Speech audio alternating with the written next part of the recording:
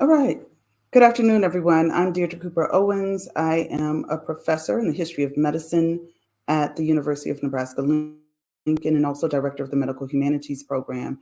And I am most proud of the public work I do in terms of reproductive justice advocacy. So it gives me great pleasure to join you for a Black Maternal Health Week lecture. And as a historian, I often joke who writes about dead people. One might ask, what in the world does this have to do with the contemporary moment? But history matters. And with history mattering, I think it's important to be able to recognize and to also reckon with its long ties and history to American slavery and the development of obstetrics and gynecology. And so, first, I'll kind of walk us backwards. And I'll begin with an incident that happened February 2021. And the journal published by the American Medical Association, I'm sure many of you have heard of this, they were going to dedicate a podcast to medical racism, right? This doesn't seem odd. We are in the era of DEI. And so Dr. Ed Livingston, who was the deputy editor of the journal, is in conversation with a colleague. And so as they're preparing to promote the podcast, Dr. Livingston sends out a tweet. No physician is racist. So how can there be structural racism in healthcare? And this is an odd tweet to send out to promote a podcast on racism and on medical racism, because you're essentially saying that you're dedicating a conversation to something that doesn't exist because laws in this country forbid racism, which is illegal. And so, for further context, Livingston says structural racism is an unfortunate term. Personally, I think taking racism out of the conversation will help people like myself who are offended by the implication that they are racist. Right?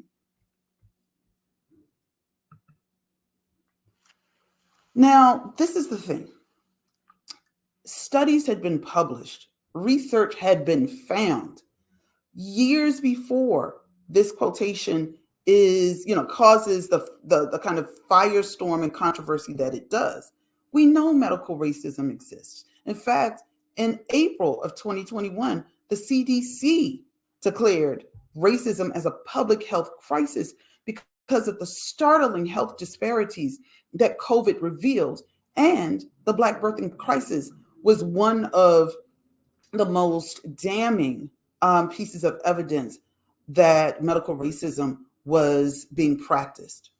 So, if we were to take Dr. Livingston's assertion, right, his declarative statement that medical racism doesn't exist, how does one then explain a study that was conducted by Kelly Hoffman in 2014? It was actually published in 2016. At the time, Hoffman was a doctoral candidate in the Department of Psychology at the University of Virginia. And as you all know, in fact, I'm a postdoc of UVA. It is one of the country's most elite universities, founded by Thomas Jefferson in the 18th century. And so, in order to be accepted into the med program, you have to be the creme de la creme at the top of your class. So Kelly Hoffman and her team decide that they want to figure out, right, what are the racial biases, if any, in the perception of pain as it relates to Black patients and white patients by medical practitioners. So she surveys medical residents in that school of medicine, and it was about 300 people, overwhelmingly. And what do I mean by that? Over 63% of white medical residents, and they make up the bulk of UVA's medical school, believed that Black people and white people had distinctive biological differences.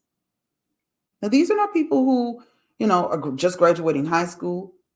These are people who've graduated undergrad. They've had to take a standardized test called the MCAT. They've gone through medical school. They've taken a Hippocratic oath at the white coat ceremony. They are essentially learning their skills on the ground. And these educated professionals who dedicated their lives to doing no harm, in fact, hold harmful views and ideas about Black people. So the study found that, in fact, these residents believed Black people and white people were biologically different. They believed Black people had thicker skin. They believed in really painful conditions, right? In her survey, she used examples of a Black patient having kidney stones and a white patient having kidney stones. Black person undergoing childbirth, white person undergoing childbirth, which are painful conditions that, in fact, the Black patients did not suffer much pain, if any at all, especially when it came to childbirth. If they were experiencing pain, it's because they were being histrionic, they were lying, or they were in search of narcotics, right? Opiate-derived pain relief medication. It was the first evidence that racial bias and pain perception is associated with racial bias and pain treatment recommendations, right? So these patients would undergo these painful conditions and not be given the pain relief that they needed, right? Now, this was proved. It was published at least 5 years before Dr. Livingston's comments. And yet he was more concerned with his hurt feelings about the charges of racism rather than the actual medical racism that Black patients were undergoing as they were pregnant and giving birth. Now, lest we think, right, that this is an isolated case, I can assure you it isn't. And I'll end the talk. That's the thing. I always like to start with something small, and then I end with something much larger, right? But lest we think these things are new inventions, as a historian, I can tell you that unfortunately, there has been an unbroken line when it has come to the embrace of anti-Blackness.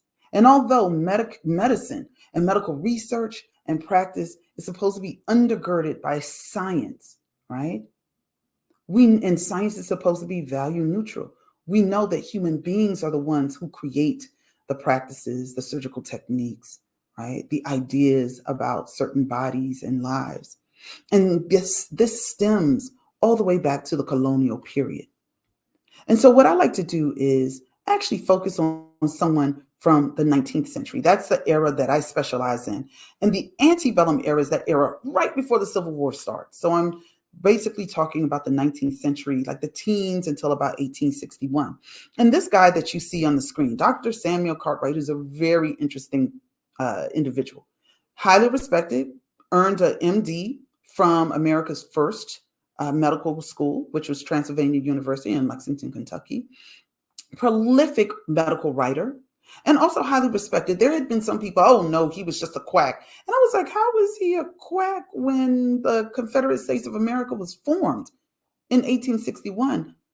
President Jefferson Davis appoints him as the CSA's Surgeon General, right? He's the top doc in that government. This is nobody's quack. He's a highly respected surgeon. But let me tell you how medical research is undergirded by the ideas that reigned during that time, right? And so the ideas reigned that Black people were biologically inferior. And for someone like Samuel Cartwright, who believed that Black people were wholly different than white people, right? He found some interesting findings in his research. Now, was he just thinking about doing research on Black people? No, he wasn't. Let me tell you how politics becomes integrated into this.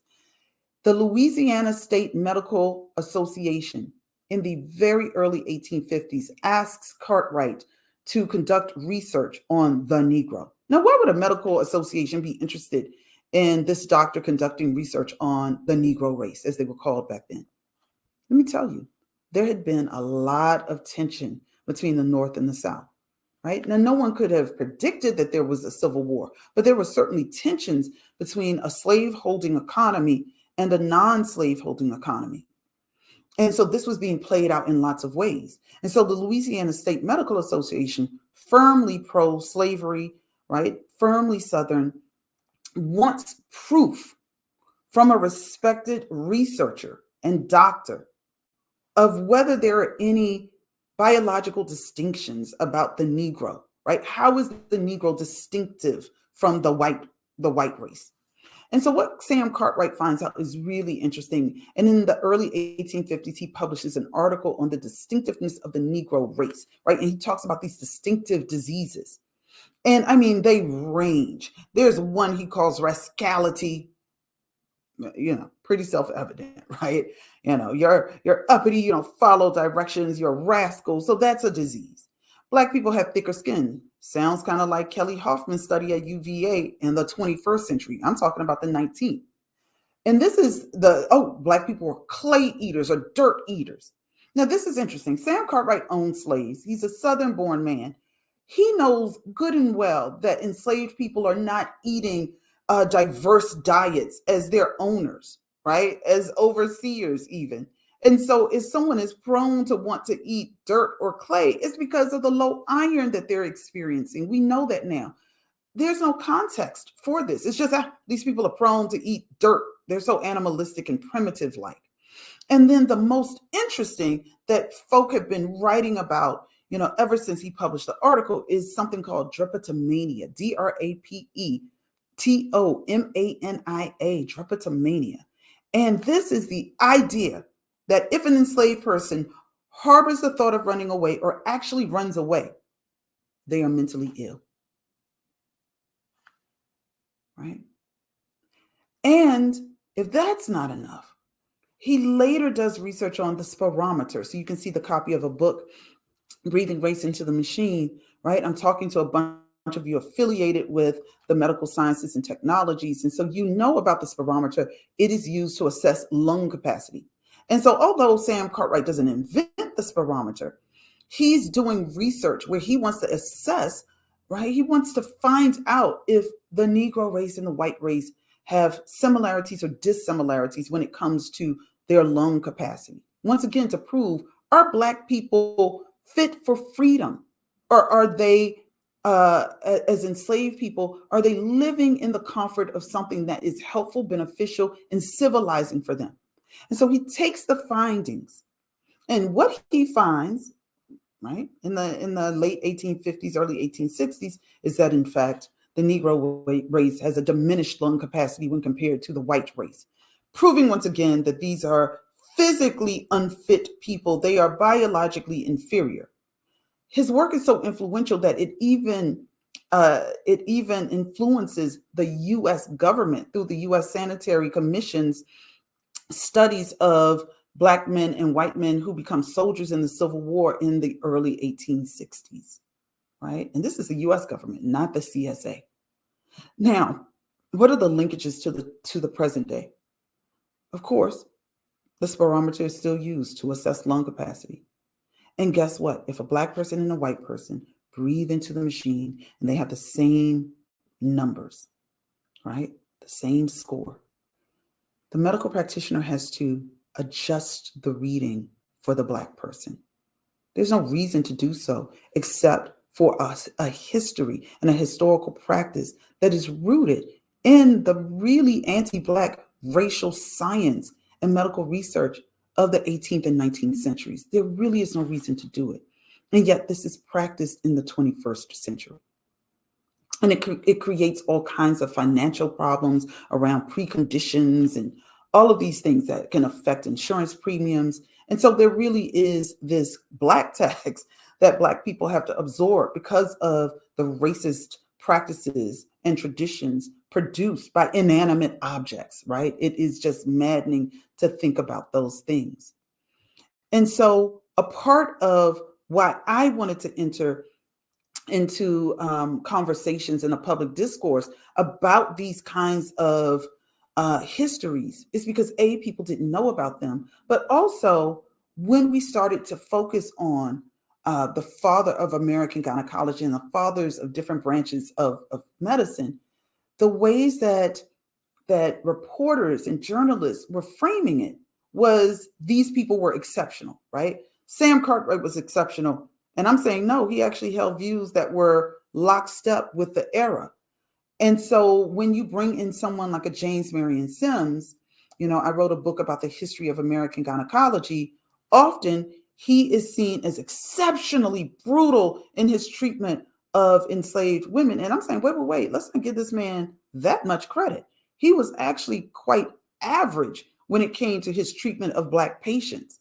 There was nothing exceptional about him. He was doing what all of his peers did. He was writing in a way that already predated his entry into medical publication. And so, what I was really trying to push back against was this notion that Sims was exceptional, that he was a historical boogeyman. And I wanted to be able to counter some of those statements by having a fuller and more accurate idea of what actually went on in the 19th century. I can guarantee you it wasn't the whole Gone with the Wind, right? Or Birth of a Nation, scenario that we saw in really racist movies. That the antebellum era was much more complicated and most people didn't know about slavery. And so that's where I wanted to enter the case, but also I wanted to provide a platform where we could also honestly speak about the roles of enslaved patients who were undergoing these experimental operations, but also enslaved patients who then were forced to work as laborers to help these physicians. It was obviously against their will, they're enslaved, but to help these physicians create medical knowledge and knowledge production. And so what I wanted to do was, if we look at this photo of these four Black women activists in New York standing in front of the Sims statue in Central Park, this was in August 2017, and they were not only protesting the Sims statue in Central Park in New York. Obviously, they wanted it removed. But the reason they donned hospital gowns splattered in red paint to represent blood was to highlight the lives of Anarcha Betsy Lucy and the other enslaved women who Sims experimented on, some of whose names have been lost to the historical record. And so they had something that was really important. My book was just about to come out, in fact, just a few months later. But what I wanted to do in writing the history was really the same thing, right? To highlight the lives, the roles, the experiences of enslaved women and their participation in the creation of obstetrics and gynecology. And so what I did in my first chapter was I talked about all of these fathers of this particular branch of medicine, whether it be obstetrics or gynecology. And I started across the pond because, once again, I wanted to have people become disabused of some of their ideas that one person created, these notions that Black people didn't experience pain, or that these doctors were intentionally butchering the reproductive organs of Black women. And I'm saying, if you knew anything about slavery, that couldn't be intentionally. Right now, unintentionally, you create all kinds of pain and brutality and all kinds of horrible things. But slavery essentially says that the condition of slavery is passed from the mother to the child. That is the one thing that European colonial governments did in the Americas, right? All of these white men were impregnating Black women.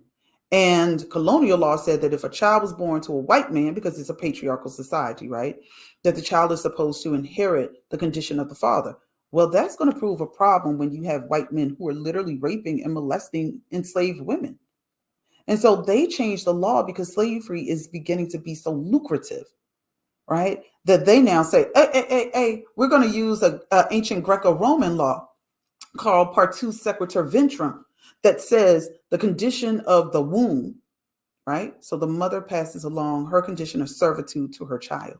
Hey, that solves everything. So you could have someone like Thomas Jefferson, for instance, be the father of enslaved children, and he was. The DNA evidence proves it.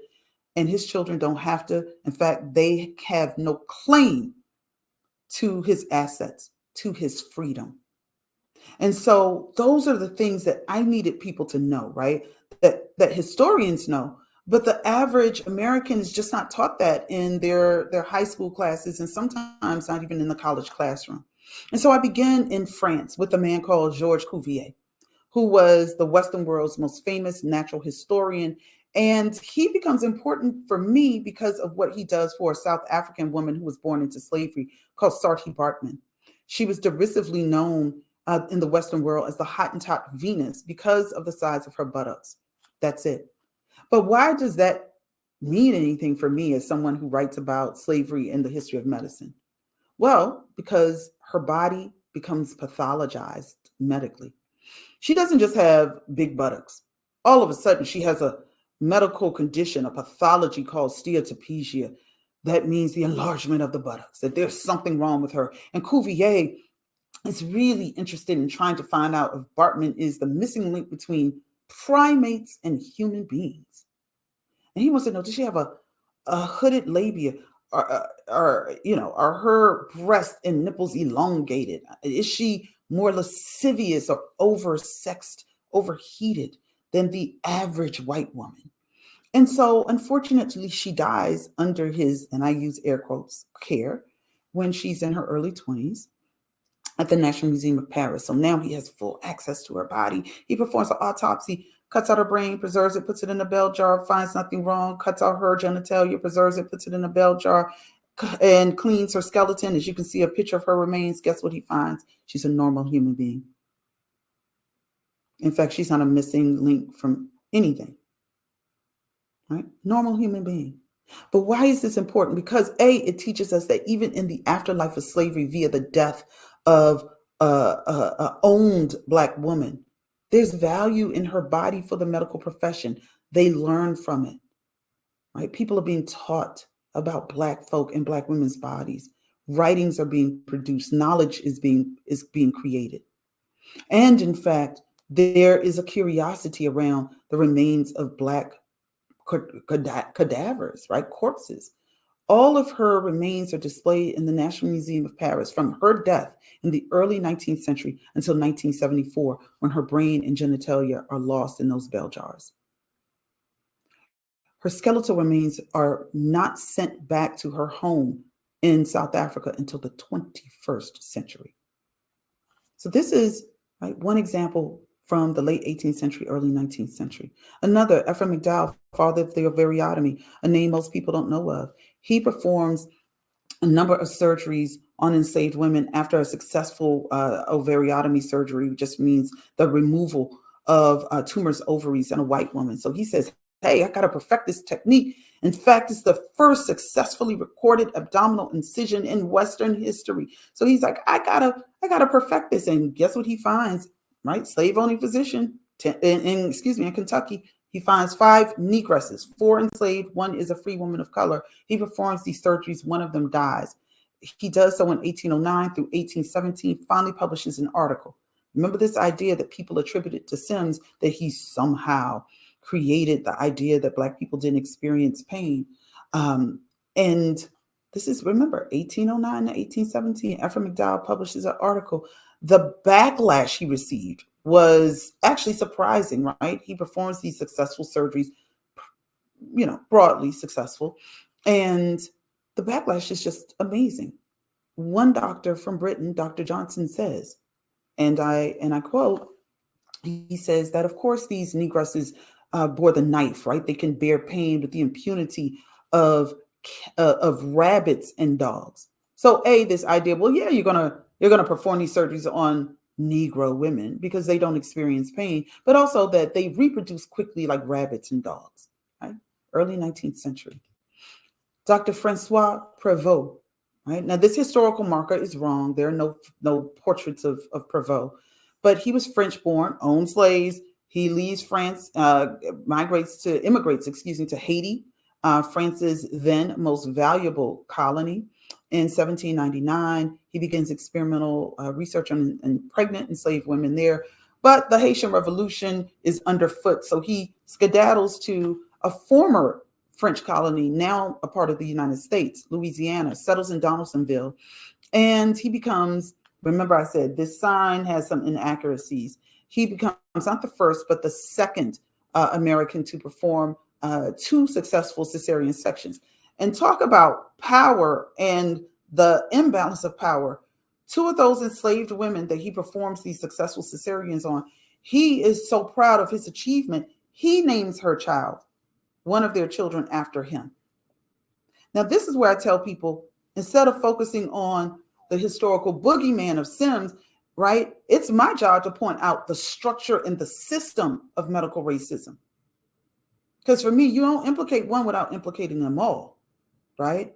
And so when we talk about the structure and the building blocks, he does this in 1831 in Louisiana. Guess what? From 1831 to the 21st century in the state of Louisiana, more Black women and birthing people are used than any other birthing person in the state for the disproportionate use of cesareans. That means more than people who are Latina or Latinx, white, Asian, Asian American, indigenous. So from the 19th century until the 21st, more Black bodies are used for C-sections than anybody else. There's no reason for it.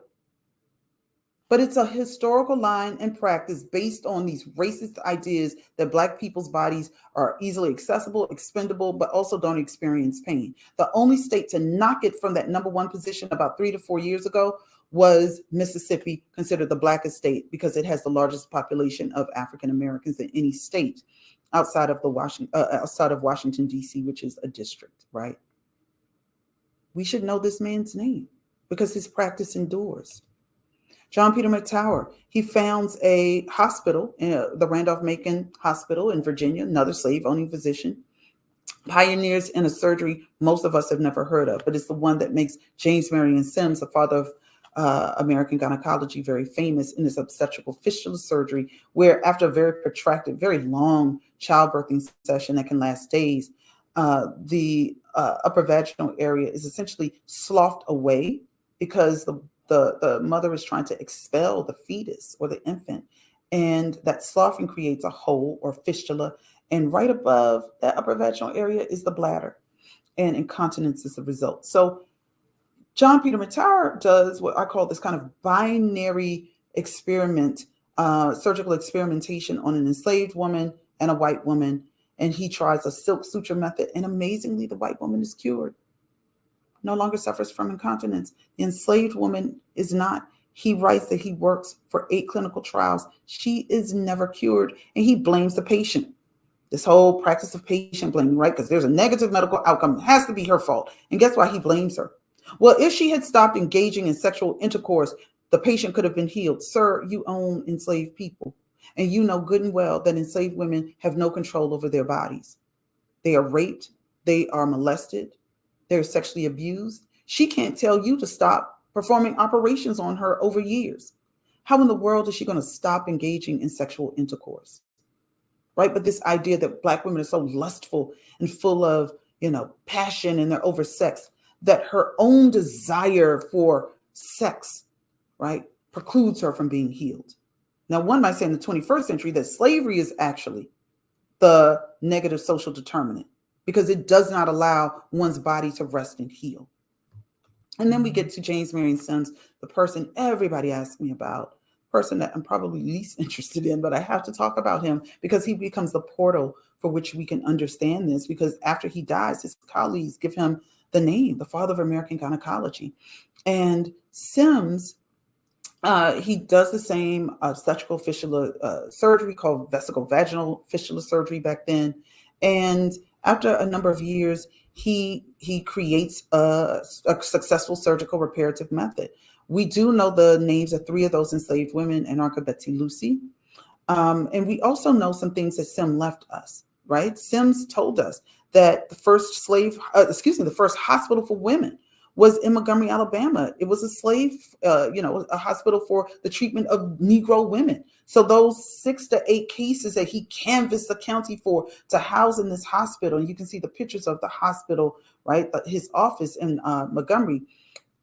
It was the first hospital in this country dedicated to women's conditions and the treatment of those conditions. But guess what folk did later after he died?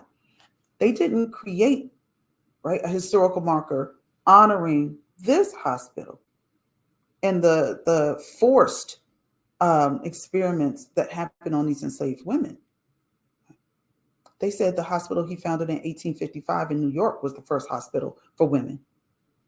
And I'm saying, wait, you're going to just ignore what this man wrote in his memoirs and his article? And I was like, oh yeah, because it was a Negro hospital. Boom. It becomes effaced, right, from the historical record. But what we also know he discovers on these Black bodies is the Sims speculum. He originally uses two pewter spoons to look inside the inner vaginal cavity so that he can see the cervix more clearly. He goes to a jeweler and has what he calls the Sims speculum created for better observation of the cervix, right? After a number of years of performing these experimental surgeries on these enslaved women, and he asked their owners for permission. A lot of folk were like, he didn't even ask them for consent. And I'm like, wait, let's put a pin in that. I'm a historian of slavery. Who's going to go to an enslaved person who is considered legally chattel? That means movable property. Why would you go to chattel and say, in fact, I want you to leave your plantation or slave farm and come with me, a stranger, to my hospital so I can perform operations on you. And I don't know how long it's going to take. You can't do that. You have to go to the owner to get permission. You don't ask the patient, especially not during the era of slavery. If I had written that in my book, wouldn't have a book, right? So that's one thing too that I try to once again educate people about, because that is not something that existed in the 19th century. And so Sims does all of this on these enslaved women with the help of two white male surgical assistants. They eventually quit because he's failing. And then he basically makes the enslaved patients become surgical nurses and surgical assistants and nurses. And I often joke, it was this group of illiterate enslaved women that helped Sims to create this successful surgical reparative treatment, right? Talk about racial cognitive dissonance. Women were supposed to be delayed, in terms of their rationality and their logic. They thought from their uterine instead of their brains, supposedly. And Black people were childlike in their intellectual ability. They were in an intellectual state of arrested development. And yet these Black women who were illiterate because of the laws of the land actually were the ones who helped usher in his successful reparative surgical treatment. And so as I'm ending this talk, right, I start to think about all of the ways that when I first began this research back in 2005, there was a lot of resistance and hesitancy that I could write a book, because people were looking at the images as opposed to the prose and the narrative. And so if all of the nurses and the patients are essentially transformed into white women, how would one think that this was connected to slavery, right? But I can tell you what we now have to contend with.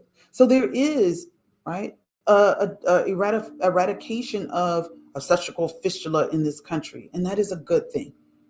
But yet, the ways that Black people's bodies have been treated has left us with a legacy of medical racism, that Black women are 3 to 4 times more likely to die from pregnancy-related complications than white women are.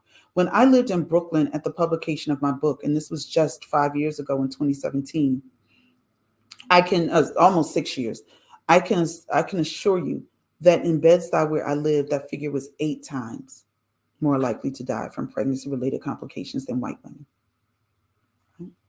But because I don't believe in Black nihilism, I always like to show what Black women are doing in this country to solve these issues. Michelle Browder, who is pictured on, and I'm kind of pointing to my left, to my far right. She has on the red glasses, and she's standing in front of a mural that she painted that depicts Sims actually being observed by Black women. She also created the Mothers of Gynecology statue in honor of Anarcha Betsy Lucy. She's a daughter of Montgomery, Alabama, where these surgeries were performed. And she was angry that people didn't know about these Black women and their contributions and their sufferings, their medical experiences.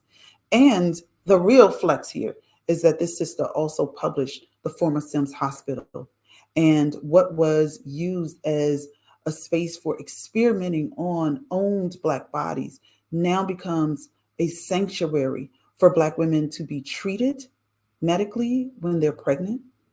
Medical practitioners will be educated, and it will also be a cultural space that honors the lives and contributions of women like Anarcha Betsy Lucy. Further, we have Kimberly Seals Allers. She's a New York Times best-selling author who wrote about her experiences giving birth, and unfortunately how challenging they were. And so she doesn't have a medical degree. She's not a medical practitioner, but she's a Black mama, right? She's a parent. She loves Black people and women and birthing people and their babies. And so she co-created Black Breastfeeding Week. And she also is the founder of Earth, right? You can go to your Android, your iPhone, right? Any smartphone. You can download that app. She says she dropped the B for bias. And you can track and chart and share your medical experiences with every kind of medical provider, lactation specialists, pediatricians, OBGYNs, right? And because there was not a tool tracking data nationally. And then lastly, remember I said I started with a small quote. I'm going to end with the big one. Rachel Hardiman, who was a Black woman at the University of Minnesota School of Public Health, one of the country's top schools of public health.